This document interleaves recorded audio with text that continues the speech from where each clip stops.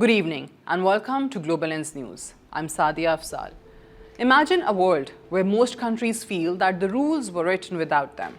A world where decisions affecting billions of people are often made by a relatively small group of powerful nations. A world where developing countries contribute to global growth, global trade, and global stability, yet continue to have limited influence over the institutions that govern international affairs. According to China, that world exists today. And this week, Beijing delivered a message that is resonating across Asia, Africa, Latin America, and parts of the Middle East. The Global South deserves a stronger voice. At first glance, this may sound like a diplomatic slogan, but beneath those words lies one of the most important geopolitical debates of our time. Who gets to shape the international order? To understand why this matters, we need to understand what the term Global South actually means. It does not refer to geography alone. Australia is geographically south, but is generally not considered part of the Global South. Instead, the term broadly describes developing and emerging countries that have historically had less influence over global institutions compared to Western powers. These countries include major nations such as India, Brazil, Indonesia, South Africa, Nigeria, and many others. Collectively, they represent the majority of the world's population.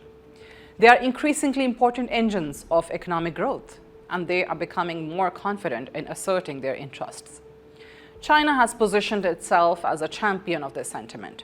Its argument is straightforward. The international system was largely designed after the Second World War, when power was concentrated in a handful of countries. Since then, the world has changed dramatically.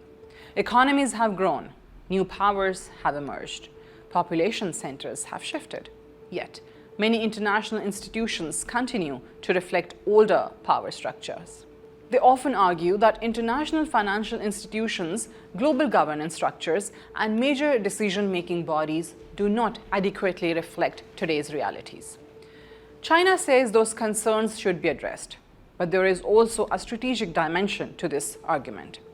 China is not making these statements in a vacuum. It is engaged in an intense competition with the United States and its allies over influence, partnerships, and the future direction of global governance. By advocating for the Global South, Beijing is also strengthening its own diplomatic position.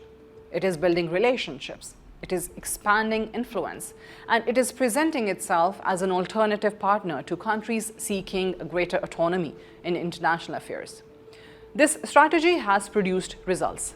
Across Africa, China has invested heavily in infrastructure.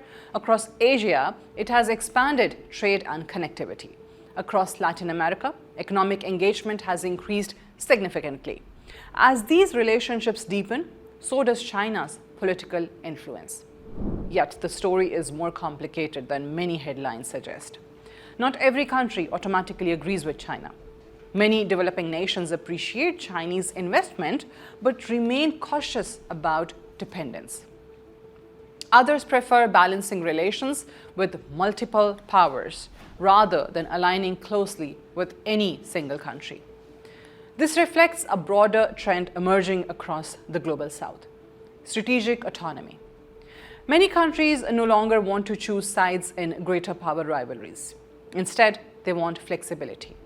They want partnerships with China, partnerships with the United States, partnerships with Europe, partnerships with regional actors. And they want the freedom to pursue their own interests. This represents a significant shift from the Cold War era, when global politics often revolved around rigid blocks. Today's world is more fluid, more transactional, and increasingly multipolar. China's call for stronger Global South representation taps directly into these realities. It also intersects with the rise of BRICS.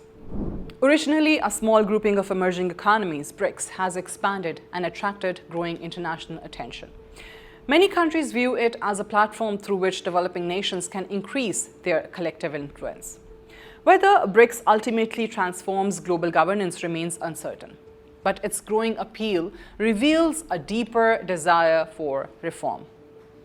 a desire for institutions that better reflect contemporary realities. The debate also extends to the United Nations. Questions about Security Council reform have persisted for decades. Many countries argue that the current structure no longer reflects modern power dynamics. China's recent comments have added fresh momentum to those discussions. However, there is an important question that observers continue to ask. Is China genuinely advocating for a more inclusive world order, or is it seeking to replace one form of dominance with another? The answer depends largely on perspective. Supporters argue that China is highlighting legitimate concerns that have been ignored for too long. Critics argue that Beijing's rhetoric sometimes serves its own strategic interests. Perhaps both interpretations contain elements of truth. After all, international relations has never been purely about ideals or purely about interests. It is usually a combination of both.